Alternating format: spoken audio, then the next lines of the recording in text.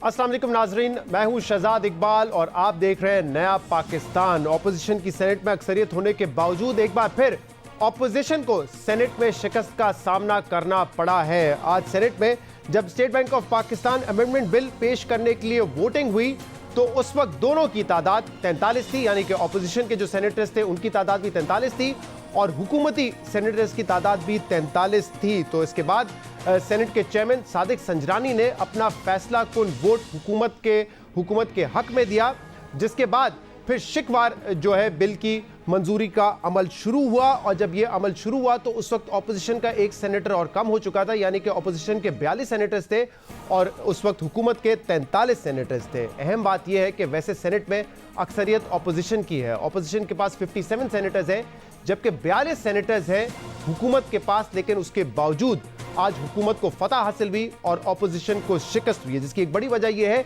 कि ऑपोजिशन के 8 सेनेटर्स आज गैर हाजिर थे और इसके अलावा दिलावर खान के 6 सेनेटर्स में से 4 सेनेटर्स ने हुकूमत को आज वोट किया। यह बात इसलिए अहम है कि दिलावर खान समेत जो उनके 6 सेनेटर्स हैं वो वैसे तो बैठते हैं ऑपोजिशन बेंचेस पे, लेकिन वोट उन्होंने आज किया है ट्रेजरी बेंचेस के लिए। और हम अपने प्रोग्राम में माजी में बताते रहे कि जब यूसुफ रजा गिलानी साहब को लीडर ऑफ द ऑपोजिशन बनना था तो इन 6 सेनेटर्स ने आज़ाद हैसियत से यूसुफ रजा गिलानी को सपोर्ट किया। इनके ऊपर इल्ज़ाम लगता रहा कि आपने बाप पार्टीज के सेनेटर्स की सपोर्ट हासिल की है, लेकिन पीपल्स पार्टी ये कहती रही नहीं, ये आज़ाद सेनेटर्स हैं और हमें आइंदा भी सपोर्ट करेंगे, लेकिन ऐसा हुआ नहीं है। उस दिन के बाद से हर कानून साजी पर, चाहे इलेक्शन रिफॉर्म्स के हवाले से हो, चाहे वो नैब अमेंडमेंट के हवाले से हो, उन सेनेटर्स ने हमेशा हुकूमत का साथ दिया है और ऑपोजिशन का साथ नहीं दिया है। और अब अहम बात यह है कि हुकूमत इसको अपनी कामयाबी करार दे रही है। आज फवाद चौधरी साहब ने मीडिया से जब गुफ्तगू की तो उन्होंने कहा कि पीपल्स पार्टी और यूसुफ रजा गिलानी का शुक्रिया।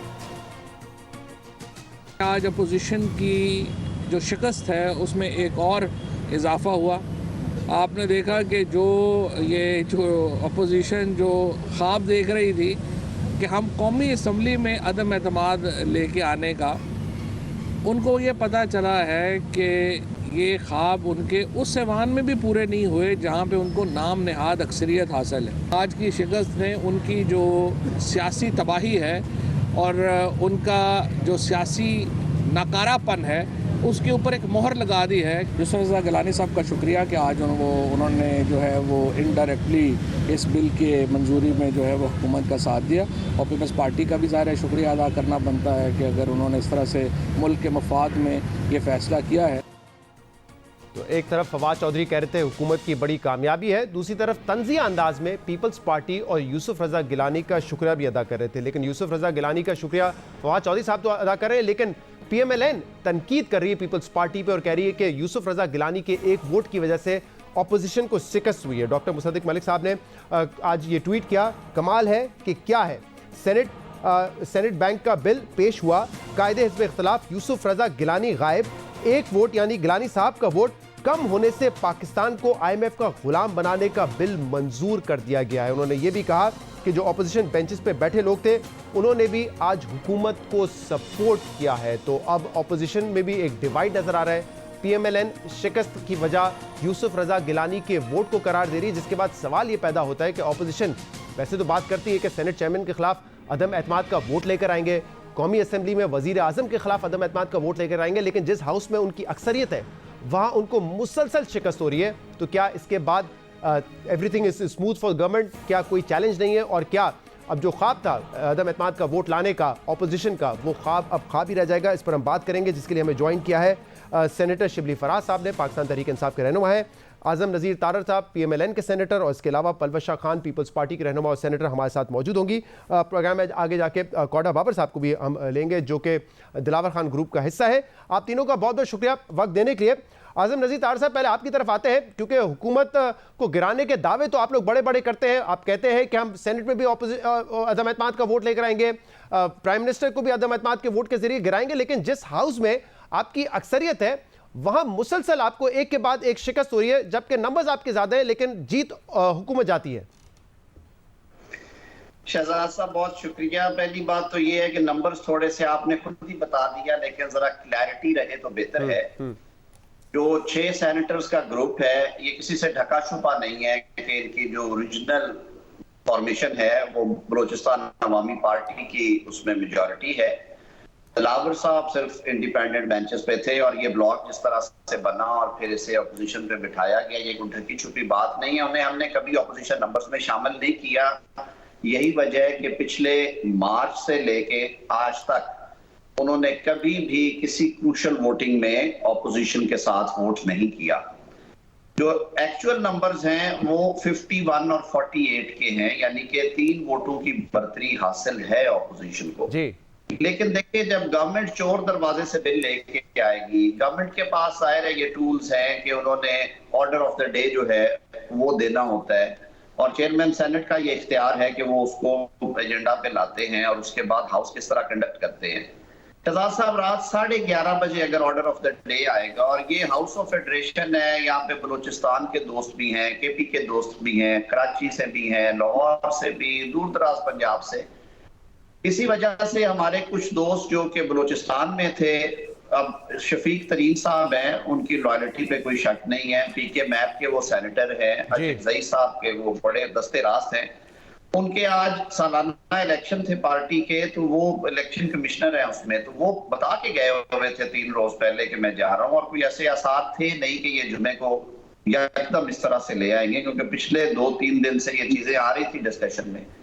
इसी तरह जो रोंजो साहब हैं, बीएनपी के कासिम रोंजो साहब, वो काफी ज्यादा बीमार हैं कोविड के साथ, बल्कि हॉस्पिटलाइज भी कराची में रहे, वो क्वारंटीन है।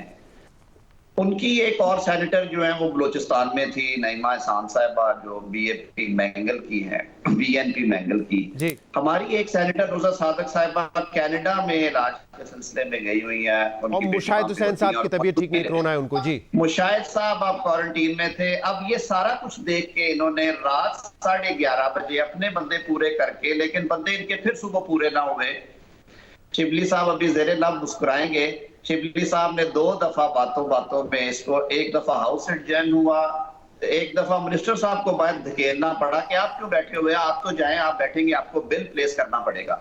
ये सारा कुछ करके चेयरमैन सेनेट का कास्टिंग वोट डलवा के, जो कि गैर जानिबदार ऑफिस है और वो शाज़ो नाज़र ही वोट की नौबत आती है, उसके बाद ये भंगड़े डाले जाए कि हमने शिकस्ते फाश दे दी और अब कोई चीज पीटीआई गवर्नमेंट के सामने खड़ी नहीं होगी। मेरे ख्याल में मसला ये आजम साहब कि ये पहली शिकस्त नहीं है ना, आपकी मेजॉरिटी होने के बाद इस हाउस में भी आपको शिकस्त होती रही है, कौमी असेंबली में भी होती रही है, लेकिन अहम बात यह कि आप मुझे सारी डिटेल्स तो बता रहे हैं, लेकिन आपके सेनेटर मुसद्दिक मलिक साहब ने पूरा मलबा जो है वो leader of the opposition Yusuf Raza Gilani साहब पे डाल दिया है कि उनका एक वोट ना होने की वजह से IMF के गुलाम बन गए हम। फैक्चुअली तो शहजाद ये बात दुरुस्त है, मैं इस पे इसलिए कमेंट नहीं करूंगा कि आपको भी और पलवशा बैठी हुई हैं वो इसका बेहतर जवाब देगी या यूसुफ साहब देंगे। मेरे ख्याल में मेरा यूसुफ रजा साहब के हवाले से जवाब देना मेरा मुनासिब बात नहीं है। मैं नहीं समझता कि मुझे इखलाकी तौर पे कोई ऐसी बात करनी चाहिए कि उसमें कहीं आपके ख्याल में मेरी अपनी पूरी जिम्मेदारी उन पर डालना गलत है जैसे मुसद्दिक साहब ने डाली है? शहजाद, मैं देखिए, मैं जॉइंट अपोजिशन का हिस्सा होने के हवाले से और क्योंकि जो पीटीआई ने मुझे पुट किया था उस ऑफिस के लिए और फिर जो डेवलपमेंट्स हुई वो आपके सामने है, मैं इखलाकी तौर पे मुनासिब नहीं समझता कि मैं इसमें कोई कमेंट। सही है, मैं पहले पलवशा साहिबा का जरा पॉइंट ऑफ व्यू ले लूं, फिर हुकूमत का मौक़िफ़ भी लेंगे। पलवशा साहिबा, आपने देखा मुसद्दिक मलिक साहब तो पूरी जिम्मेदारी यूसुफ रजा गिलानी साहब पे डाल रहे हैं, कह रहे हैं लीडर ऑफ द ऑपोजिशन है और खुद ही वो हाजिर नहीं थे, उनके एक वोट ने गुलाम बना दिया हमें IMF का। तो कहां थे यूसुफ रजा गिलानी साहब? बतौर लीडर ऑफ द ऑपोजिशन तो होना चाहिए था उनको सेनेट में। देखिए शहजाद साहब, सारे मामला जो है वो उनका बड़ा अच्छा हाथा तारड़ साहब ने किया है। बात यह है कि ये जो ऑर्डर ऑफ द डे पर आया है, ये रात गए आया और उस वक्त यूसुफ रजा गिलानी साहब मुल्तान में थे और वो नहीं पहुंच सके। अब बात यह है कि अगर इतना ही अच्छा बिल था तो इतना तरद्दुद करने की और इतने चोर दरवाजे चलाने की कोई जरूरत नहीं थी। और ना हाउस ने आज जो तमाशा हुआ कि एक तरफ आए मिनिस्टर वापस निकल गए, फिर वापस लाए गए, फिर लोग लाए गए, फिर कोविड पॉजिटिव मेंबर को भी दिया कि ऑक्सीजन वो टेंट में थी उनको ले आया गया। और सब कुछ करने के बावजूद जो है ये हमारे चेयरमैन सेनेट में उनके कास्टिंग से बिल पास हुआ। लेकिन चूंकि ये तमाम चीजें तो किसी भी हुकूमत के हाथ में होती हैं और अगर बिल इतना ही मुनासिब और अच्छा है पाकिस्तान की मईशत के लिए, तो इसको बड़े धड़ल्ले से लाना चाहिए था। अब बात यह है कि सिर्फ पाकिस्तान पीपल्स पार्टी के लोग जो हैं वो एब्सेंट नहीं थे। हमारे एक मेंबर जो डॉक्टर महेंद्रो हैं वो बहुत अरसे से बीमार है, बहुत सीरियसली बीमार है और वो अमेरिका में कई महीनों से इलाज करवा रहे हैं। दूसरे गिलानी साहब वक्त पर ना पहुंच सके, इसके अलावा बाकी मेंबरान दीगर जमातों के भी ना पहुंच सके, क्योंकि इसको लाया ही इस वक्त गया कि लोग जो है वो एडिक्वेटली वार्न नहीं हो सके। तो अच्छा। लिहाजा इसका मलबा किसी पे डाल दे या कोई हम पे डाल दे, हाँ। ये मैं समझती हूँ कि शायद फेयर नहीं होगा, क्योंकि मलबा डालने से बहरहाल अब जैसे कहते हैं कि victory has 1000 fathers and defeat is an orphan, तो जो चीज अब इस वक्त अनफॉर्चुनेटली, चलो मैं इसमें जरा शिबली साहब को मौकिफ ले लूं। शिबली साहब वो कह रहे हैं कि देखें आप जीते इसलिए हैं क्योंकि आपने बड़ा वेल प्लान किया, आपको पता था कि कुछ ऑपोजिशन के सेनेटर्स गैर हाजिर हैं, कुछ की तबीयत खराब है, एजेंडा ऑफ द डे आपने 11:30 बजे इशू किया, तो जाहिर सी बात है जो सेनेटर्स इस्लामाबाद में नहीं थे वो नहीं पहुंच सके और इस वजह से आपको कामयाबी मिली है, वरना नंबर्स में तो आप कम थे। देखें, पहली बात तो ये है कि मैं अभी ये सुन रहा था जो भी वजाहतें दे रहे थे हमारे सेनेटर्स, कॉलीग सेनेटर्स, उससे अंदाजा तो यही होता है कि हर चीज की, हर शिकस्त की कोई ना कोई वजूहात तो होती हैं और उसकी जो है एक्सप्लेनेशंस भी होती हैं, लेकिन fact of the matter is कि इन्होंने देखें, जब इसमें पार्लियामेंट्री डेमोक्रेसी में किसी भी वक्त जो है आप जब भी आप कोई भी बिल लाते हैं या कोई भी वो होती है, स्ट्रेटेजाइज करते हैं आप। पहली बात तो ये है कि इन्होंने एक्चुअली ये सिर्फ दिखावे के लिए इन्होंने इस बिल की अपोजिशन की थी, और अगर ये इतने संजीदा थे, हमारे कई मेंबरान थे जो कोई कराची में था जो रात की फ्लाइट से या सुबह से पहुंचे, मुख्तलिफ जगह हमारी कई मेंबर जो बीमार थे वो भी पहुंचे, कमिटमेंट की बात है। देखें, पहली बात तो 11:30 बजे आपने उनको बताया एजेंडा ऑफ द डे और वो सुबह पहुंच गए। देखिए, जो बिल्कुल देखिए, जिसने पहुंचना था उसको तो पहुंचना था, बिल्कुल नहीं तो अगर आप कहते हैं कि ये इतना इस बिल से हमारी इस बिल से कोई फर्क नहीं पड़ता, हम कोई ऑटोनोमस बना के स्टेट बैंक ऑफ पाकिस्तान को कोई गुलाम नहीं बन जाएंगे IMF के, तो फिर एजेंडा ऑफ द डे में पहले डाल देते ताकि ऑपोजिशन भी अपनी तैयारी के साथ आ जाती। देखें, पहली बात तो ये कि ये गुलामी की बात जो है ना, ये मबनी है बिल्कुल इग्नोरेंस पे, और जो होती है ना, जो एक सिचुएशन जिसमें कि आप अपने आप को कन्विंस करने के लिए, अपना एक पोजीशन बनाने के लिए आप एक ऐसा नारा या एक ऐसा स्लोगन या एक ऐसा आर्गुमेंट देते हैं जिसका हकीकत से कोई ताल्लुक नहीं होता। मैं तारड़ साहब वकील हैं, जाहिर है कि ये अदालत पे और कानूनी उन पे ये दस्तरस रखते हैं, मैं वो बिल्कुल नहीं रखता हूँ। जब जहां तक स्टेट बैंक का ताल्लुक है, देखें, स्टेट बैंक एक इंडिपेंडेंट इदारा होता है सारी दुनिया में। स्टेट बैंक का काम होता है इन्फ्लेशन को और एक्सचेंज रेट को कंट्रोल करना, उसको मैनेज करना, और जाहिर है कि बैंक एक रेगुलेटरी इदारा है। हमारी बदकिस्मती से मुल्क में रेगुलेटरी इदारों को बिल्कुल अपाज कर दिया गया है, चाहे वो कोई भी हो, चाहे वो नेपरा हो, चाहे वो सिक्योरिटीज एक्सचेंज कमीशन हो। साहब, चूंकि इस बिल के हवाले से आप लोग वजाहत काफी मर्तबा कर चुके हैं, मैं चाह रहा हूं जरा आज की कार्रवाई के हवाले से जरा बात करें। पलवशा साहब, ये क्या वजह है कि जो दिलावर खान साहब के 6 सेनेटर्स हैं, उन्होंने आपको लीडर ऑफ द ऑपोजिशन बनाया, गिलानी साहब को, उसके बाद से किसी भी बिल पर उन्होंने ऑपोजिशन को सपोर्ट नहीं किया है? तो उस वक्त नून लीग जो कह रही थी कि आपने बाप पार्टी के सेनेटर्स को लेकर लीडर ऑफ द ऑपोजिशन बनाया गिलानी साहब को, तो वो सही इल्जाम था ना, वो कभी थे ही नहीं, वो डिवाइड करना चाहते थे ऑपोजिशन को, उन्होंने कर दिया। देखिए शहजाद साहब, ये बात तो जी कोई इस बात की गारंटी नहीं है कि किसका ईमान जो है वो ऐसे पार्लियामेंट्री सिस्टम में किस वक्त किस जगह जो है वो हिल जाए, या उस पर कौन से ऐसे प्रेशर्स हैं जो आ जाएं और वो उन प्रेशर्स के तले आए, या वो उन प्रेशर्स को जो है वो उनको ना ले। लेकिन ये है कि अब इसमें जरूर हम सोच में पड़ गए हैं, और आज हमारे तमाम मेंबरान की, तारड़ साहब भी थे, यही राय थी कि चूंकि अब ये तसलसल के साथ दिलावर साहब और उनका ग्रुप जो है वो अपनी एक सोच दिखा रहे हैं, तो इस पर जाहिर है जब ये बैठेंगे हमारे लीडरान, तो अब इस पर फैसला तो बनता है कि जो पे दर पे ऑपोजिशन के साथ नहीं खड़े होते तो फिर उन्हें हमारी तो इखलाकी तौर पे क्या करेंगे आप लोग? यूसुफ रजा गिलानी साहब छोड़ देंगे लीडर ऑफ द ऑपोजिशन का ओहदा, और क्योंकि सेनेटर ज्यादा है नून लीग के, तो उनको कहेंगे कि आप बना ले सेनेटर अपना? देखिए शहजाद साहब, अगर कोई ऐसा मौका आया कि हमें को छोड़ने से इस कौम और मुल्क का भला होता है तो ऐसी कुर्सी पे चिपक के बैठने का भी कोई फायदा नहीं, लेकिन इसका फैसला मैं तो यहाँ बैठ के नहीं कर सकती। ये तो तमाम लोग जो हैं हमारी पार्टीज जो हैं वो बैठे और फिर फैसला करें। मैं समझती हूँ आज के बाद जरूर इनको बैठकर सोचना चाहिए तमाम जॉइंट ऑपोजिशन को, क्या ये जो हमारे सेनेटर हजरात हैं इनका हमारे साथ इन ऑपोजिशन बेंचेस पर बैठना जो है वो हमका भी है या नहीं है। ठीक है, और इनके आजम साहब देखिए, अब यहाँ पे बात सिर्फ ये नहीं है कि नंबर्स 43 और 42 थे। आप लोगों की पार्टीज जो है वो मुसलसल, खासतौर पे नून लीग, ये बार बार दावे करती रही है कि 20-22 एमएनए सेनेटर्स ये तो हमसे राब्ते में है, ये तो वोट नहीं देंगे तहरीक इंसाफ को। तो आपके अपने नंबर भी पूरे नहीं हुए और जो हुकूमत के लोग हैं वो भी आप नहीं तोड़ सके, जो आप बार बार दावा करते हैं कि वो आपकी सपोर्ट पे खड़े हुए हैं। शहजाद साहब, मेरे ख्याल में पार्टी के सेंट्रल कमान की तरफ से तो कभी भी इस तरह की बात नहीं हुई है। जाहिर है इंडिविजुअल ये इस तरह के दावे करते हैं। सीनियर वाइस प्रेसिडेंट है शाहिद खाकान अब्बासी साहब, हर इंटरव्यू में कह रहे होते हैं 22 लोग राब्ते में मुझसे।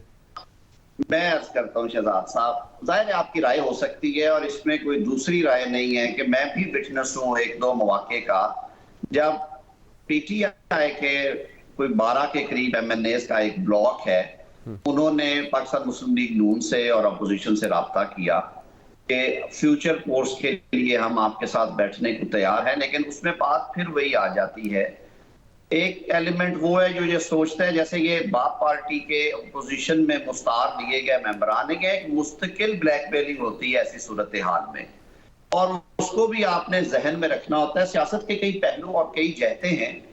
हम अभी देख रहे हैं, जो अभी आप बात कर रहे थे कि कागजों में या अखबारात की शायद सुर्खियों में ऑपोजिशन का नंबर 57 है, लेकिन everybody in the house, everybody knows कि ऑपोजिशन का एक्चुअल नंबर 51 है।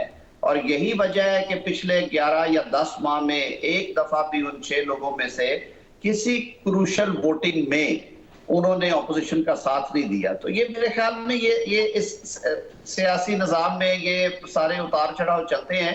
शहजाद साहब, मैं तो एक और बात भी करूंगा कि ये कितना सेंसिटिव बिल था जिसपे 1 मिनट के लिए फ्लोर ओपन करने की जुर्रत नहीं की हुकूमत ने कि इस पे डिबेट करवा लेते। 7 तरमीम डाली ऑपोजिशन ने, उन 7 तरमीम को नहीं लिया गया, हालांकि ये रूल्स ऑफ प्रोसीजर प्रोवाइड करते हैं कि जब किसी लेजिस्लेटिव बिजनेस में जब अमेंडमेंट्स आ जाती हैं तो उन अमेंडमेंट्स के जो मूवर्स हैं उनको मौका दिया जाता है, वो अपनी अमेंडमेंट्स पढ़ते हैं, फिर उनको वोट आउट किया जाता है। सही, मैं मुझे एक ब्रेक लेने दें आजम साहब, मैं इसका जवाब लेता हूं एक ब्रेक के बाद शिबली फराज साहब से कि फ्लोर क्यों नहीं ओपन किया गया डिस्कशन के लिए, जो अमेंडमेंट्स थी ऑपोजिशन की 7 तरमीम, और उस पर क्यों कोई बहस नहीं हुई। एक ब्रेक के बाद इसमें मजीद बात करेंगे। हमारे साथ वेलकम बैक नाज़रीन। प्रोग्राम में हमारे साथ मौजूद हैं पलवशा खान साहबा, शिबली फराज साहब और आजम नज़ीर तारर साहब, और इस वक्त हमें ज्वाइन किया है कौहदा बाबर साहब ने, सेनेटर कौहदा बाबर साहब ने, जिनको कहा जाता है कि वो दिलावर खान ग्रुप का हिस्सा है। कौहदा साहब, बहुत बहुत शुक्रिया ज्वाइन करने के लिए।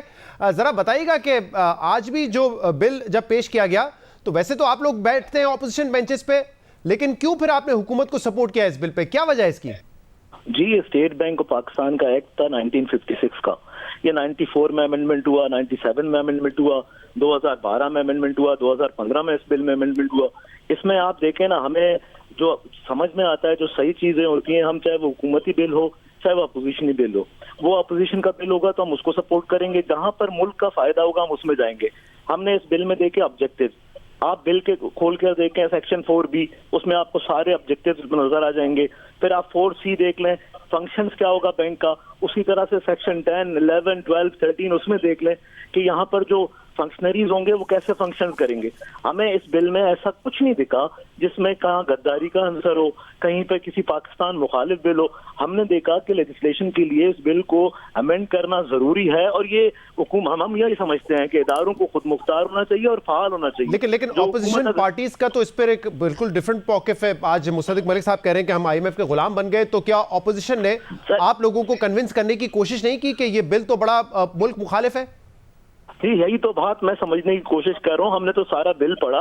अब अपोजिशन के दोस्त हमें बता दें इस बिल में कहाँ पर मुल्क मुखालफत है और कहाँ पर मुल्क दुश्मनी के अंसर नजर आते हैं। मैंने अभी आपको सेक्शन बताया, आप बिल अपने नाज़रीन को दिखाएं, आम समझदार बंदे को, किसी आम इंसान को पकड़ के बताएं कि भाई ये ऑब्जेक्टिव्स हैं बिल के, ये फंक्शंस होगा, ये सेक्शन होंगे। और यहाँ पर ये चीज भी मैं मेंशन करना चाहता हूँ, इस बिल में ये भी दिया हुआ है कि पाकिस्तानी ही कोई आकर हेड बन सकेगा, पाकिस्तानी ही कोई मेंबर। लेकिन बाबर ये बताइए कि ऑपोजिशन ने आपको अप्रोच तो किया होगा, लीडर ऑफ द ऑपोजिशन ने अप्रोच किया होगा कि आप हुकूमत को वोट ना करें, आप हमें वोट करें। करना और कन्विंस करने में फर्क है। तो अप्रोच क्या, हम यहाँ नहीं अप्रोच किया था ऑपोजिशन ने आपको? अप्रोच ये करना कि आके आप बिल के खिलाफ वोट दे दें, देखें ये अप्रोच नहीं होता। हमें हुकूमत ने अप्रोच किया और हुकूमत ने हमें ब्रीफ किया, हुकूमत ने हमें बताया कि ये चीजें हैं इस बिल में, ये चीजें, फैसला आपका है। हमने देखें अपने जमीर का और इस मुल्क के हक में फैसला करना है, वो हमने किया। अच्छा कौदा, आप ये कह रहे हैं कि ऑपोजिशन ने भी अप्रोच किया आपको, हुकूमत ने भी किया, लेकिन हुकूमत आपको कन्विंस करने में कामयाब हो गई कि इस बिल में कोई ऐसी मुखालिफ चीज नहीं है, नेगेटिव चीज नहीं है? जी बिल्कुल ऐसा ही है, ऐसा ही है बिल्कुल। और हुकूमत ने अप्रोच किया था ना, ये आप अक्सर जो कॉल्स आते हैं कहीं और से, उन कॉल्स की वजह से आपने हामी भरी? वो जी मैं आपको कॉलर का नाम भी बता दूं, इस कॉल्स का ही बड़ा पल है। हमें इस मुल्क में अजीब सा एक मसला पड़ गया है, जो भी काम होता है कहते हैं कॉल से हुआ है। बिल्कुल जी, मुझे भी कॉल आया था, लेकिन वो कॉल डॉक्टर शहजाद वसीम साहब का था जो लीडर ऑफ द हाउस है, और हमें हमारी पूरी टीम को उन्होंने बिठा के समझा के बताया कि ये चीजें हैं, ये ऑब्जेक्टिव्स हैं, ये चीजें। हाँ, हमें उसी तरह से अपने लीडर ऑफ द ऑपोजिशन की भी कॉल आई, उन्होंने उनके दफ्तर से कॉल आई, उन्होंने खुद कॉल नहीं, उनके दफ्तर से कॉल आई, उन्होंने भी हमें समझाने की कोशिश। अब देखें ये अगर ब्लेम गेम खेलना, आज मैं मुसद्दिक मलिक साहब का एक वो पढ़ रहा था, ट्वीट पढ़ रहा था, यार वो अगर नहीं पहुंच सके तो उनके कुछ जरूरी काम हो सकता है, इंसान है, कोई देरी सेरी हो सकती है, उस पर उनको भी ब्लेम कर। अब आप गिलानी साहब के हक में बात भी कर रहे हैं, वोट आप ट्रेजरी बेंचेस को दे रहे हैं, असल में आप 6 लोग हैं कहां पर, ये बताइए, आप ऑपोजिशन का हिस्सा है या ट्रेजरी का हिस्सा है? नहीं, सीधी सी बात है, हम लोग जहां पे मुल्क का फायदा होगा हम उसके साथ हैं। हम अपोजिशन बेंचेस में जरूर बैठे हैं, लेकिन इसका ये मतलब नहीं है कि अपोजिशन गलत सलत जो फैसले करेगी उससे हम साथ देंगे, और ना ही ऐसा है कि हम हुकूमत के साथ उस तरफ जाएंगे जहां पर हमें हुकूमत के गलत फैसलों के साथ तायद करनी पड़े, वहां भी हम खड़े नहीं होंगे। हम इस मुल्क के साथ खड़े हैं, हमारा काम वहां पर फैसला साजी करने का काम है, कानून साजी करने का काम है, वो हम कानून साजी कर रहे हैं। आप कह रहे हैं कि आप बैठे ऑपोजिशन बेंचेस पर हैं, लेकिन आप ऑब्जेक्टिव्स देख के फिर फैसला करते हैं कि किसको वोट देना है, हुकूमत को या ऑपोजिशन को। बहुत बहुत शुक्रिया कौदा बाबर साहब, आपने हमें ज्वाइन किया। मैं इस पे ऑपोजिशन का जरा पॉइंट ऑफ व्यू लेता हूं, लेकिन क्योंकि शिबली साहब को टाइम दे रहे हैं, पहले इस बात का जवाब देते तारड़ साहब की कि 7 अमेंडमेंट्स वो कहते हैं कि ऑपोजिशन ने पेश की, आपने फ्लोर नहीं खोला, आपने डिस्कशन नहीं होने दी, ये रूल्स के खिलाफ है। क्यों नहीं किया? अगर इतना एतमाद था आपको कि आप पास करवा लेंगे, कम से कम बहस तो करवा लेते इस पर। पहली बात तो ये है कि जिस तरह कौदा बाबर ने बड़े ही खूबसूरत और मुदल्लल तरीके से जवाब दिया और सिचुएशन को डिस्क्राइब किया है, मैं उसको इम्प्रूव नहीं कर सकता। देखें, बात यह है कि जो लोग ऑपोजिशन जहाँ पे के ये किसी सेनेटर का नाम लिया जा रहा है बार बार, उसका मतलब है कि उसकी तो पहले ये बताए है कि उसकी अपनी पार्टी, उसके कितने सेनेटर्स मौजूद नहीं थे कि वो दूसरों पे वो कर रहे हैं। ये देखें, पाकिस्तान मुस्लिम लीग नून इसी मकबसे का शिकार है कि उनके साथ सपोर्ट नहीं है, उनके पास ना अवाम में सपोर्ट है, ना यहाँ पे सपोर्ट है, ना पार्लियामेंट में है। इनका काम है सिर्फ धमकियां देना और ये कहना कि जी ये हो जाएगा वो हो जाएगा। जहां तक अमेंडमेंट्स का ताल्लुक है, देखें अमेंडमेंट्स, हमने ये बिल पास करना था, ये एक रिक्वायर्ड टाइम में हमने ये बिल पास करना था, बिकॉज ये हम अपोजिशन तो ये चाहती है कि मुल्क इकोनॉमिकली कोलैप्स कर जाए और ये जो है तो ये इनकी बचत हो जाए। ये मुल्क के मफाद में इनके मफाद पहले आते हैं, मुल्क के मफाद बाद में आते हैं। ये अपनी सियासी वो जो देखते हैं, जो पोजीशनिंग करते हैं, वो इनकी अपनी जो एक बड़ी लिमिटेड सा एक सर्कल है उसके लिए करते हैं, ये मुल्क के लिए नहीं करते हैं। जबकि जिस तरह कौदा बाबर ने कहा, ऐसे मेंबरान हैं जो अपोजिशन में बैठे हैं जो कि उन्होंने सपोर्ट किया, और जिस तरह उन्होंने आपको बताया पलवशा साहिबा ने क्योंकि अभी कहा था कि पता नहीं किस प्रेशर में, किस दबाव में लोग फैसले कर रहे हैं, तो उन्होंने तो कहा पलवशा साहिबा कि डॉक्टर शहजाद वसीम है जो कि लीडर ऑफ द हाउस है। जी शहजाद, नहीं एक सेकंड शहजाद, मुझे एक आर्गुमेंट फिर उसके बाद आप बेशक देखें। बात यह है कि हमने ये देखा है कि जहां पे शिकस्त हो जाती है तो वहां पे इनकी आर्गुमेंट्स टोटली चेंज हो जाते हैं। फिर वहां पे जी प्रेशर भी आया है, कभी कहते हैं कि जी हाथ उठा लिया गया है, कभी कहते हैं हाथ बिठा दिया गया है। ये देखें ना, ये इस तरह की चीजें इनको बिल्कुल ये एक मैं जरा जवाब दे लूं वक्त खत्म होने से पहले। जी परवेश साहब, वो कह रहे doctor Shahzad Waseem leader of the house है, उन्होंने कॉल करके कन्विंस किया, ऑपोजिशन के तरफ से भी कॉल आया था हमें, लेकिन हम कन्विंस हो गए कि इस बिल में कोई ऐसी नेगेटिव चीज नहीं है, कोई मुल्क दुश्मन बिल नहीं है, हम कन्विंस हो गए कि ऑब्जेक्टिव्स है ऑटोनोमस बनाने के लिए। अभी भी बता दें। देखिए, सबसे पहले एक तो हुकूमत की जो कन्विंसिंग पावर है वो ज्यादा होती है, ये आपको भी पता है और मुझे भी पता है, और क्यों होती है ये आपको भी पता है और मुझे भी पता है। और दूसरी बात ये है कि अगर किसी पे कोई प्रेशर होगा तो हम इतने भोले तो नहीं है कि वो आपके शो पे आकर कह देंगे और उस बिल के हक में वोट देने के बाद वो ये भी एतराफ कर लेंगे, ये भी हम एक्सपेक्ट नहीं करते। आप ही के लोग हैं। लेकिन अगर जी बिल था इतना ही मतलब आसानी से इस पे कन्विंस हुआ जा सकता था तो कितना अच्छा होता कि फिर हमें फ्लोर ऑफ द हाउस पे लाजवाब कर देते, इससे बहस खोल देते, कम से कम अमेंडमेंट से बहस होने देते, तो साफ दूध का दूध और पानी का पानी। फिर इसमें इतनी उजलत की क्या हाजत थी जब ये 6 सेनेटर्स भी इनके साथ ही थे और कन्विंस्ड थे और वो इस बात पर मुतमईन थे कि बहुत अच्छा जो है ये कानून साजी हो रही है। तो इसको फिर इस तरीके से आज जुम्मे के दिन जो आपने देखा हर थोड़ी देर बाद एक ड्रामा होता था, वजीर जाते थे वजीर आते थे, फिर हाउस जो है उसको थोड़ी देर के लिए रोक दिया गया कार्रवाई, 30 मिनट में नंबर पूरे किए गए, फिर इस सब की जरूरत नहीं थी। फिर तो पाकिस्तान की आवाम के सामने बहस जरूर होनी चाहिए थी कि हुकूमत इतना अच्छा कानून ला रही है और जिसको ऑपोजिशन सैबोटाज करने की कोशिश कर रही है। मैं जरा इस पे आजम साहब का भी पॉइंट ऑफ व्यू ले लूं। आजम साहब, ये 4 वोट आपको मिल जाते हैं बासानी, आप ये बिल को मुस्तरद करवा देते हैं हाउस से, लेकिन वो कह रहे हैं हम हैं ऑपोजिशन की तरफ, लेकिन हमने बिल को पढ़ा, इसके ऑब्जेक्टिव्स देखे, हमें कोई इसमें मनफी चीज नहीं नजर आई, इसलिए हमने हुकूमत को सपोर्ट कर दिया। ऐसा नहीं है कि हम ऑपोजिशन की साइड पे बैठे हुए हैं तो फिर हर चीज पे ही हम हर बिल को ही मुस्तरद करते रहेंगे हुकूमत के। बहुत अच्छा बिल है जी। देखिए, इससे अच्छा खुशहाल बिल किया है कि पाकिस्तान जैसे गरीब मुल्क के गवर्नर स्टेट बैंक की जो तनख्वाह है और पर्क्स है वो 1.5 करोड़ रुपया तकरीबन किया गया है।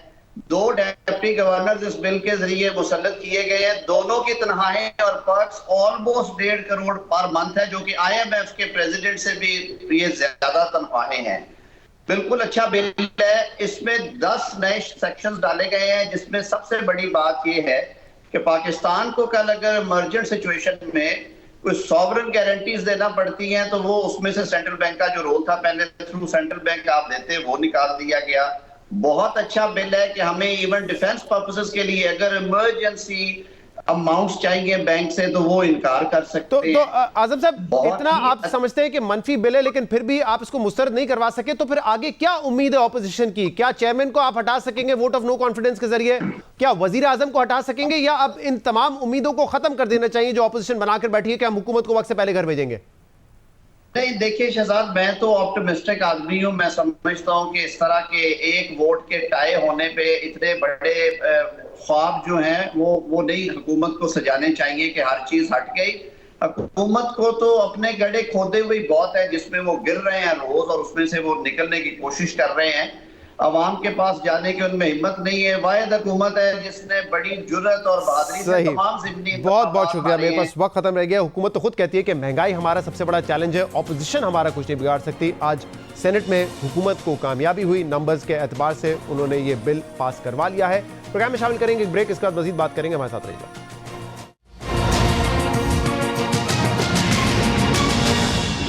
वेलकम बैक नाज़रीन। पिछले कई दिनों से सिंध में तमाम ऑपोजिशन पार्टीज जो नया बल्दियाती बिल है उसकी मुखालफत कर रहे हैं, उस पर एहतजाज कर रहे हैं और इसके पीपल्स पार्टी से मुतालबा किया जा रहा है कि उनकी जो अमेंडमेंट्स हैं उनको शामिल करके इस कानून को तब्दील किया जाए। MQM ने एहतजाज किया, मुजाहरे किए और 2 रोज़ पहले MQM का जो मुजाहरा था चीफ मिनिस्टर हाउस के बाहर उसमें हंगामा आराई हुई, जहाँ पे पुलिस ने उनके मेंबर्स पे तशद्दुद भी किया। इसके अलावा पाकिस्तान तहरीक इंसाफ ने गोटकी से कराची लॉन्ग मार्च का ऐलान किया 27 फरवरी को, और जमात इस्लामी पिछले 28 दिन से सिंध असेंबली के बाहर धरना दे के बैठी हुई थी। आज उन्होंने ऐलान किया था कि मुख्तलिफ जगहों पे धरना देंगे और सबसे पहले इस इशू पे सबसे ज़्यादा आवाज़ जमात इस्लामी ने ही उठाई है। और कल रात को सिंध हुकूमत ने यू टर्न लिया और अब सिंध हुकूमत इसमें तरमीम करने के लिए तैयार है। सिंध हुकूमत अब ये कह रही है कि हमने जो तहरीरी मुआहिदा किया है उसमें जो इख्तियारात सिंध हुकूमत को मिल गए थे शहरी हुकूमत से लेकर, अब वो दोबारा हम मुंतकिल करेंगे सिंध हुकूमत से शहरी हुकूमत को। इस हवाले से नासिर शाह साहब वहाँ पे कल मौजूद थे, उन्होंने क्या कहा सुनिए।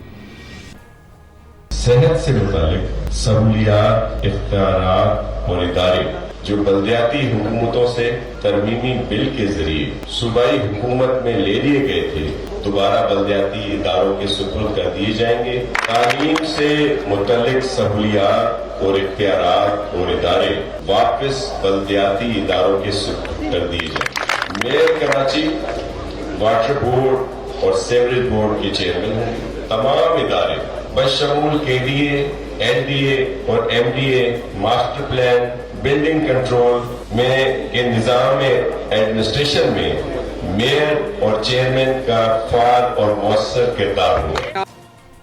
तो सिंध हुकूमत जो पिछले 1 माह से ये कह रही थी कि हमने शहरी हुकूमत के पावर्स लिए नहीं है, बल्कि हमने इस नए बल्दियाती कानून के जरिए एम्पावर किया है लोकल बॉडीज़ को, लेकिन अब वो कह रहे हैं कि दोबारा अमेंडमेंट करके हम पावर्स शहरी हुकूमत को देंगे जो हमने वापस सिंध हुकूमत के पास ले लिए थे। इसमें बात करेंगे मुर्तज़ा वहाब साहब, स्पोक्स पर्सन है सिंध हुकूमत के, हमारे साथ मौजूद है। उसके अलावा हाफिज़ नईम और रहमान साहब जमात इस्लामी के रहनुमा, ये भी हमारे साथ मौजूद हैं। आप दोनों का बहुत बहुत शुक्रिया। मुर्तज़ा साहब, अगर आपने ये करना ही था, अमेंडमेंट्स को शामिल करना था, और अब आप कह रहे हैं कि कानून को दोबारा तब्दील करेंगे, तो पहले कर लेते।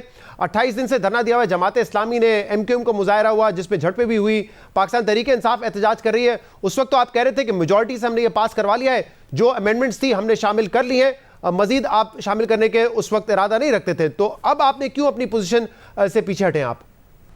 बिस्मिल्लाहिर्रहमानिर्रहीम।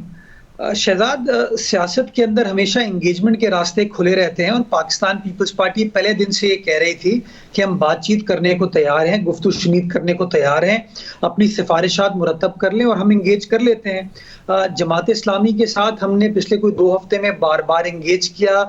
एक कमेटी तश्कील दी गई थी जिसके अंदर जमात इस्लामी के रहनुमा भी थे और सिंध हुकूमत के भी शुरका थे।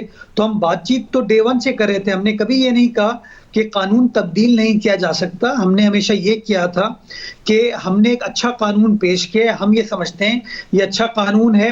जमात इस्लामी ने अपने कुछ पॉइंट ऑफ व्यू हमारे सामने पेश किए, और उसके अंदर कोई दरमियानी रास्ता निकाल के कुछ चीज़ों पर हमने लचक का मुजाहरा किया, कुछ चीज़ों पर जमात इस्लामी ने लचक का मुजाहरा किया, और एक विन विन सिचुएशन मैं समझता हूँ लोकल गवर्नमेंट कानून के हवाले से कल रात को अचीव कर ली गई है। और मैं समझता हूँ अब हमें कोशिश ये करनी चाहिए, हम सब अब एक्टिवली काम करें कि इलेक्शन बर वक्त हो सके और जो इलेक्टेड लोकल गवर्नमेंट के नुमाइंदे हैं वो इख्तिदार में आ सकें। लेकिन मुर्तज़ा साहब, कल जो नासिर हुसैन शाह साहब ने बात की, क्योंकि तहरीरी मुआहदा उन्होंने ही किया, तो उन्होंने तो इस बात को तस्लीम किया है कि जो बल्दियाती तरमीमी बिल था जिसके जरिए बहुत सारे इख्तियारात और सहूलियात जो हैं वो सूबाई हुकूमत को ट्रांसफर की गई थी बल्दियाती हुकूमत से लेकर, अब वो उनको वापस दी जा रही हैं। तो आप लोग तो ये कह रहे थे, तो हमने तो मजीद इसको अच्छा बनाया, कानून को बेहतर बनाया, हम इख्तियारात दे रहे हैं, बट उन्होंने कल एडमिट किया कि इख्तियारात जो ले लिए थे अब वो वापस ट्रांसफर कर रहे हैं हम उनको। नहीं शहजाद, थोड़ा सा मैं समझता हूँ कॉन्टेक्स्ट समझने की जरूरत है। अगर आप 2013 का ओरिजिनल लॉ देखें तो 2013 के लॉ पे बार बार सियासी जमातें तनकीद करती थी कि इसके अंदर फला फला इख्तियारात और मजीद होने की जरूरत है। जब 2021 में हमने कानून में तरमीम की ताकि हम नए हल्का बंदियां करा सके, नए इलेक्शंस करा सके, तो हमने कुछ ऐसी चीजें थी जिसके अंदर सॉलिड वेस्ट हो, वाटर बोर्ड के अंदर को चेयरमैनशिप हो, फाइनेंशियल एतबार से इमूवेबल प्रॉपर्टी का टैक्स हो, ये इख्तियारात हमने मुंतकिल किए बल्दियाती नुमाइंदों को, और उसके साथ साथ जो म्यूनसिपल इख्तियारात थे हमने उनको दिए, और जो एजुकेशन और हेल्थ के मामला थे चूंकि वो प्रोविंशियल सब्जेक्ट है वो हमने वापस ले लिए। जब हमारी जमात इस्लामी से और बाकी ऑपोजिशन की जमातों से इंगेजमेंट हुई तो उसके अंदर 2 बड़े बुनियादी एतराज़ात थे। एक ये कि आप जो है हेल्थ और एजुकेशन के शोबे को सूबा ना रखे, जो कि बल्दियाती इदारों के KMC वगैरह के अस्पताल थे या DMCs के अस्पताल थे, डिस्पेंसरी थी, स्कूल थी, वो उनको वापस उनके पास रहने दिया जाए। और दूसरा, वाटर बोर्ड की चेयरमैनशिप के बारे में बात की जाती थी कि इसके अंदर को चेयरमैन ना बनाया जाए, कंप्लीट चेयरमैन मेयर KMC को कर दिया जाए। तो इन 2 चीजों के ऊपर उस पर भी इत्तेफाक हो चुका है, इत्तेफाक किया। ठीक है, हाफिज साहब के पास जाने से पहले मुर्तज़ा साहब, मेरे पिछले शो में आपने ये कहा था ये तमाम ऑपोजिशन पार्टीज चाहती हैं कि बल्दियाती इंतखाबात डिले हो, ये इनकी डिलेइंग टैक्टिक्स है। इस वक्त अगर हम तरमीम करते हैं तो इंतखाबात डिले होंगे। अगर ये तमाम पार्टीज हमें लिख कर दे देती है कि इंतखाबात डिले नहीं होंगे तो फिर हम इनसे बात करने के लिए तैयार हैं और फर्दर अमेंडमेंट करने के लिए तैयार है। तो जमात इस्लामी ने लिख कर दिया है कि डिले नहीं होंगे, इंतखाबात टाइम पर होंगे। देखें शहजाद, वो जो कॉन्टेक्स्ट था उसको अगेन समझने की जरूरत है कि हल्का बंदियां चूंकि करनी जरूरी हैं नए इलेक्शन से पहले, और हल्का बंदी से पहले आपको सेंसस के हिसाब से डीलिमिटेशन करनी होती है। तो इसलिए हमने उस चीज को जल्द तरीके से किया ताकि इलेक्शन कमीशन जो है वो सही तरीके से हल्का बंदी का प्रोसेस कर सके। ये जो नई अमेंडमेंट्स करनी होंगी ये इख्तियारात के हवाले से, इनका इलेक्शन के शेड्यूल से कोई चीज लेना देना नहीं है। अब जिन जिन सियासी जमातों ने अदालत में इस कानून को चैलेंज किया हुआ है, जिसमें जमात इस्लामी भी है, उसमें मुत्तहिदा कौमी मूवमेंट भी है, पीएसपी भी है, अगर अदालत की जानिब से कोई फैसला आता है जिसके अंदर एतराज उठा दिए जाते हैं इस कानून के हवाले से, तो फिर एक बार फिर इलेक्शन का जो शेड्यूल है वो मुतासिर हो सकता है। लेकिन मैं बहैसियत सिंध हुकूमत के तर्जुमान के, बहैसियत कारकुन पाकिस्तान पीपल्स पार्टी के, सिंध की आवाम को ये बताना चाहता हूँ कि पाकिस्तान पीपल्स पार्टी और सिंध हुकूमत बर वक्त इंतखाबात कराना चाहती है और जो schedule election commission of Pakistan की जानिब से इशू किया जा रहा है उसको हम स्ट्रिक्टली फॉलो कर रहे हैं। हाफिज साहब, आपको यकीन है कि पीपल्स पार्टी ने जो तहरीरी मुआहदा आपकी जमात के साथ किया है उस पर मुकम्मल अमल दरामद होगा, या आपको लगता है कि क्योंकि आपका 28-30 दिन से धरना जारी था, उस धरने को खत्म करने के लिए फिर मुख्तलिफ मकामात पर आपने कहा था हम धरना देंगे, रोड को ब्लॉक करेंगे, वो ना हो, उसको खत्म करने के लिए ये तहरीरी मुआहदा किया है? शहजाद देखिए, बात ये है कि तकरीबन 20 दिन का ये प्रोसेस है। यानी हमने धरना दिया 28 दिन, 29वें दिन में दाखिल हुआ था। 10वें दिन इनसे हमारी मीटिंग हुई थी जब ये लोग तशरीफ लाए थे और कमेटी कायम हुई थी। कमेटी की फंक्शन में वर्किंग में कुछ डिले हुआ 3-4 दिन का। फिर उसके बाद एक खामोशी हुई, कुछ चीजें हमने आपस में डिस्कस कर ली थी, कुछ पॉइंट्स हमने दे दिए थे, कुछ इन्होंने दे दिए थे। जब डिले हुआ तो फिर जाहिर है हमने कहा कि भाई अब ये तो नहीं, फिर हमने अपने एहतजाज को वसी भी किया था, हम शहर के अंदर भी निकले थे, शाहराह फैसल पर हमने यूनिवर्सिटी रोड पे भी हमारी खवातीन ने धरना दिया, जलसे भी किए, कॉर्नर मीटिंग्स भी की। लेकिन फिर एक एंगेजमेंट जिस तरह इन्होंने कहा मुफ्तार साहब ने, हमारी हुई और हमने फिर पैदर पे मीटिंग की और 2-3 दिन पहले तकरीबन हम लॉक कर चुके थे कि ठीक है इन चीजों पर हम इत्तेफाक कर लेते हैं और कुछ चीजों को हम छोड़ देते हैं बाद के मुज़ाकरात के लिए। हम भी ये बताना चाहते हैं कि जिन चीजों पे इत्तेफाक हो गया है इसलिए कि प्रोसेस आगे बढ़े, इलेक्शन डिले ना हो और इन तरमीमात के जरिए से अब अमल किया जाए और लोग नहीं तो आपको यकीन है कि पीपल्स पार्टी मुकम्मल अमल दरामद करेगी इन पर, और सिर्फ ये धरना खत्म करने के लिए नहीं किया इस वक्त ये तहरीरी मुआहदा? देखें शहजाद, मेरे पास ना किसी की नीयत नापने का तो कोई आला नहीं है, लेकिन ये बात है कि जब पूरे मीडिया के सामने तहरीरी मुआहदा पढ़ के नासिर हुसैन शाह साहब ने सुनाया है तो अब तो क्रेडिबिलिटी पीपल्स पार्टी की, पीपल्स पार्टी के चेयरमैन की, पीपल्स पार्टी की गवर्नमेंट की, सिंध हुकूमत की है। तो मैं समझता हूं, मुझे अब भी ये तवक्को है कि इंशाल्लाह ये इस पर अमल करेंगे। उसमें तय हुए 2 चीजें कि ये असम्बली का इजलास करेंगे और तरमीमात पेश करेंगी, और जिन चीजों का नोटिफिकेशन या रूल्स का मसला है वो 1 से 2 हफ्तों के अंदर ये कर देंगे। तो मुझे तवक्को है, मैं अच्छी ख्वाहिश रखता हूँ, इसलिए कि हम तो नहीं चाहते कौन अपनी खुशी से सड़कों पर आके बैठता है। हमने एक पुरअमन जिद्दोजहद। हाँ, लेकिन हाफिज नईम साहब, जो दूसरी जमातें एहतजाज कर रही हैं जिसमें एमक्यूएम भी है, पीएसपी भी है, पाकिस्तान तहरीक इंसाफ भी है, जिन्होंने कहा है कि हम लॉन्ग मार्च करेंगे गोटकी से कराची तक, वो तो मुस्तरद कर रही हैं इस मुआहदे को, तहरीरी मुआहदे को जो आपने किया है। क्योंकि आज एमक्यूएम की बात अगर आपने सुनी, उन्होंने कहा हम तो 2013 के एक्ट के ही खिलाफ हैं, आपने उसमें कुछ तरामीम करवा के उसको मान लिया है। हम नहीं मानते, बल्कि आज ये कहा गया है कि आपने अपने हिस्से की बोटी लेने के लिए बल्दियात का बकरा ज़िबा कर दिया है। फिर यह भी कहा गया एमक्यूएम की जानिब से कि जमात इस्लामी को मामू बनाया गया है। दूसरी तरफ तहरीक इंसाफ भी ये कह रही है कि आप लॉलीपॉप लेकर आ गए, होना कुछ नहीं है, ज़रदारी माफिया ने आपको बेवकूफ़ बनाया है। अच्छा शहजाद, देखें ये वो लोग बात कर रहे हैं जो 2013 का जब ये एक्ट आया था तो एमक्यूएम इनकी इत्तेहादी थी, जुबानी जमा खर्च के अलावा उन्होंने कुछ भी नहीं किया। फिर ये मजीद 1-1.5 साल पीपल्स पार्टी के इत्तेहादी रहे। अब कौन मामू बन रहा था, ये तो मुझे ये अच्छे लफ्ज भी नहीं लगते मीडिया के ऊपर आकर इस तरह की जो है ना स्लैंग लैंग्वेज आप इस्तेमाल करें। इनको भी कुछ अदब आदाब सीख जाने चाहिए। क्यों हमारा कराची के लोगों का तासुर खराब कर रहे हैं, पहले ही बहुत बुरा हाल हो चुका है। तो इसलिए मैं अर्ज करना चाहता हूँ कि ये फिर 2014 तक हुकूमत में थे, फिर इनके गवर्नर इतने अरसे हुकूमत में रहे, फिर उसके बाद ये अपोजिशन में रहे, अभी ये वफाकी हुकूमत में है। और इस 2021 के एक्ट आने के बाद मैं पूछना चाहता हूँ इस अपोजिशन से, उसने कितने मुजाहरे किए? उसने तो हमारे धरने के 15वें दिन जाकर पहला मुजाहरा किया था ज्वाइंट। फिर उसके बाद जब इन्होंने ये खबरें आना शुरू हुई कि अब मुआहिदा तकरीबन तकमील की तरफ है, तो उन्होंने एक ऐसा काम किया कि जो अजीब व गरीब है। हमने तो सिंध हुकूमत की मजम्मत की कि आपको इन पर लाठीचार्ज, टीयर गैस नहीं करनी चाहिए थी, मारना नहीं चाहिए था, ये गलत बात है, जमहूरी रवैया नहीं है। सही। हमने बिल्कुल मजम्मत भी की, इजहार यकजहती भी किया एमक्यूएम के साथ। सही। लेकिन तो मैं पूछना मुझे चाहता हूं, मुर्तजा साहब ये जमात बताइएगा इस्लामी ने जो कि काम किया, जमात ऐलान इस्लामी ने करके तो कर लिया तहरीरी मुआहदा, बट एमक्यूएम पीटीआई जिनकी रिप्रेजेंटेशन ज्यादा है सिंध असेंबली में, वो तो कह रहे हैं कि हम अभी भी मानने के लिए तैयार नहीं है। तो क्या उन पार्टीज को भी फर्दर आप एंगेज करेंगे, या जो अब जो मुआहदा जमात इस्लामी के साथ हुआ है वही अमेंडमेंट्स आएंगी सिर्फ? देखिए शहजाद, पहली चीज तो ये है कि थोड़ा सा मैं, आपने जो हाफिज साहब से सवाल पूछा उस पर थोड़ी सी मैं, अगर मुझे आप इस बात का हक दें कि मैं एतराज करूं। किसी हुकूमती शख्स ने, किसी वजीर ने कौम के सामने आके एक कमिटमेंट की, एक सियासी जमात के साथ एंगेजमेंट के बाद वो कमिटमेंट की, मेरे ख्याल में उसको इस तरीके से उसकी वेरासिटी को डाउट करना थोड़ा सा गैर मुनासिब है। मैं समझता हूँ इतना इन चीजों को ट्रिवियलाइज हमें नहीं करना चाहिए। मैं ट्रिवियलाइज तो नहीं कर रहा मुर्तजा साहब, मैं पूछा अमल दरामद होगा, क्योंकि एक तहरीरी मुआहदा एक चीज होती है, अमल दरामद मुख्तलिफ होता है। मैं मिसालें दे सकता हूँ, पाकिस्तान अवामी तहरीक ताहिरुल कादरी के साथ 2013 से पहले आपने देखा था कि इस्लामाबाद में किस किस्म का मुआहदा हुआ था, एक भी शिक पे अमल नहीं किया था आप लोगों ने। शहजाद जी मैं फिर ये गुजारिश कर रहा हूँ, मेरा पॉइंट ऑफ व्यू है, मेरे पॉइंट ऑफ व्यू से इत्तफाक ना करें जी, बट मैं समझता हूँ अगर दो सियासी जमातों ने या एक सियासी जमात और हुकूमत ने एक बैठ के फैसला किया है एक मामले को रिजॉल्व करने के लिए, वी स्टैंड कमिटेड कि उसको रिजॉल्व करने के लिए जो कमिटमेंट है कानूनी आईनी एतबार से उसको फुलफिल किया जाएगा। और जैसा कि हाफिज साहब ने आपको बताया कि जो कानूनी प्रोसीजर है, जो जहाँ कानून की तरमीम करने की जरूरत है, वो हुकूमत तो नहीं कर सकती, उसके लिए हमें असेंबली जाना पड़ेगा। असेंबली में हम लेकर जाएंगे, वहां पर जमात इस्लामी भी मौजूद है, पाकिस्तान पीपल्स पार्टी भी है, जीडीए भी है, एमक्यूएम भी है, पीटीआई भी है।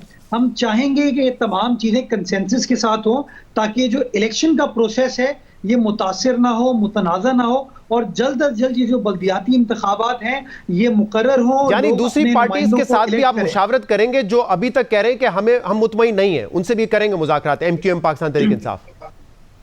शहजाद देखिए, मैं बार बार कह चुका हूं, मैंने पहले भी कहा था, मैं दोहरा देता हूं, देखिए सियासी जमातों की डिलिबरेशन हमेशा जारी और सारी रहती है। हम बातचीत करने को तैयार हैं।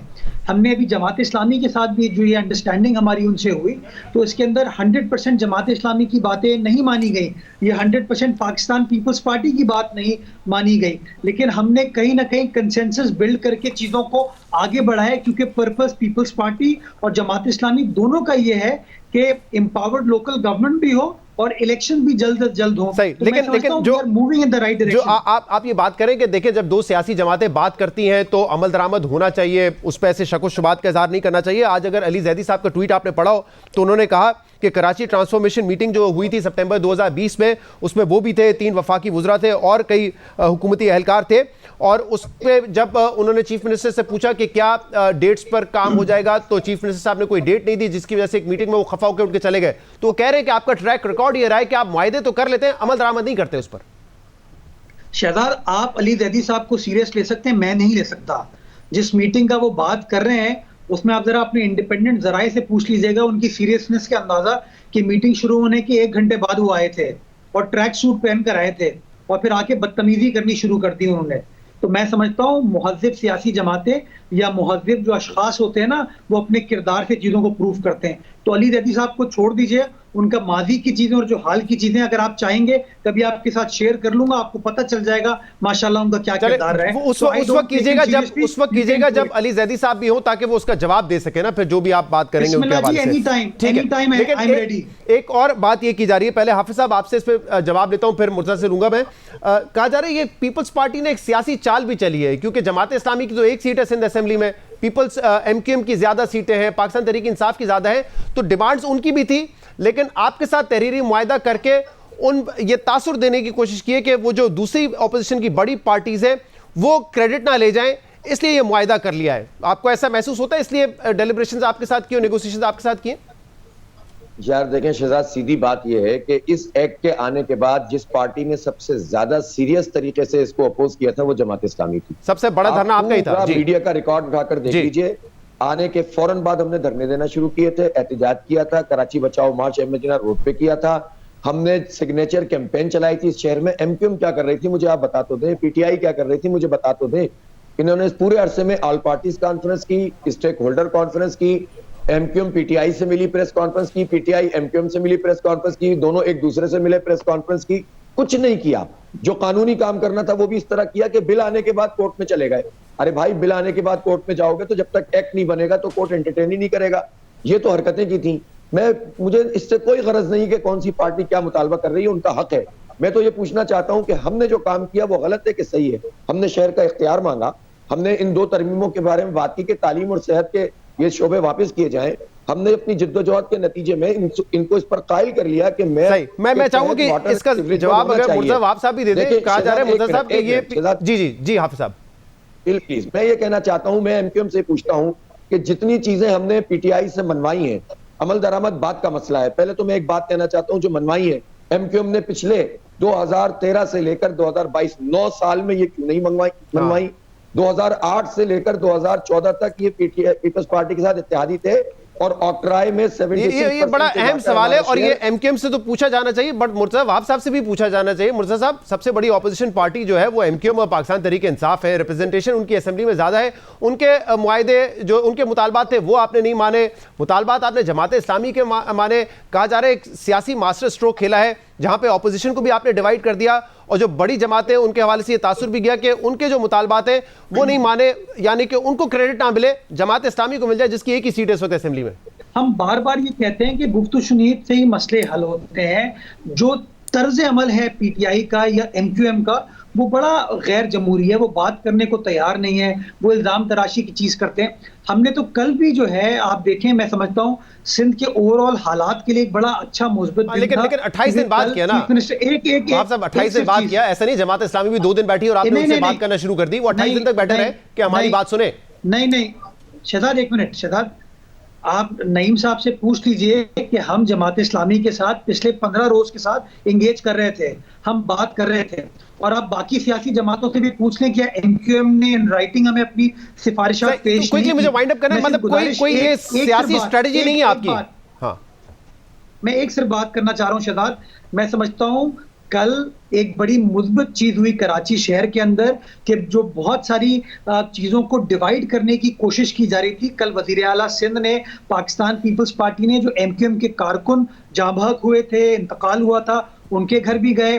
जो उनके एमपीए जो हैं जिनको तशद्दुद का सामना करना पड़ा, उनके पास भी गए और जमात इस्लामी के पास जाके हमने इस मामले को भी रिजॉल्व किया। मैं समझता हूँ things are moving in the right direction और ये तफरीक की चीजें खत्म होनी चाहिए। हम सबको मिल बैठकर चीजों को रिजॉल्व करते हुए इस सूबे को आगे लेकर बहुत बहुत शुक्रिया। मुर्तज़ा वहाब और हाफिज नईमुर रहमान हमारे साथ मौजूद थे। आज के प्रोग्राम में इतना ही। शो से इजाजत दीजिए। अल्लाह हाफिज।